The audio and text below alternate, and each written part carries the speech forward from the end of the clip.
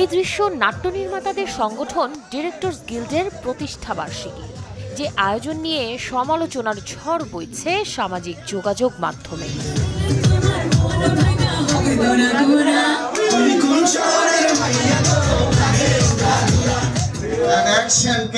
10 জুলাই 23 পেরিয়ে 24 বছর শুরু করেছে ছোট পর্দার নাট্য নির্মাতাদের সংগঠন ডিরেক্টরস গিল্ড বাংলাদেশ।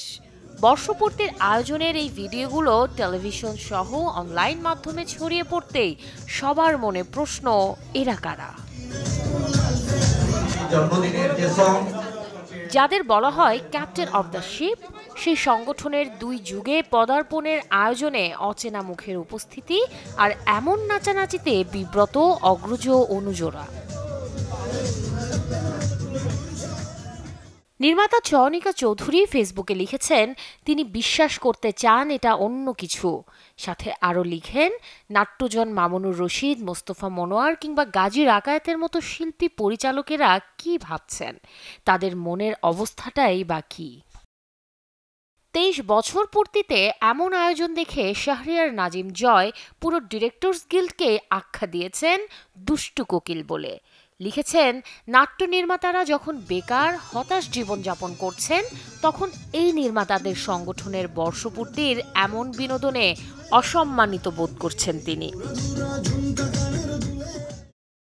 ডিরেক্টরস গিল্ডের এমন অপ্রীতিকর উদযাপনে হয়েছেন লজ্জিত, এমনটা বলছেন আরেক নির্মাতা আবু হায়াত মাহমুদ ভুইয়া। এই যখন অবস্থা, তখন সাধারণ দর্শকরাও নাট্য নির্মাতা সংগঠনের সে আয়োজনের ভিডিও দেখে পাচ্ছেন শুধুই বিনোদন। সময়ের সাথে আবারও যেন গুণী শিল্পী মামুনুর রশিদের সেই কথাটিই ফিরে আসে প্রশ্ন হয়ে, তবে কি সত্যিই চলছে রুচির দুর্ভিক্ষ? শাহরিন জেবিন, চ্যানেল 24।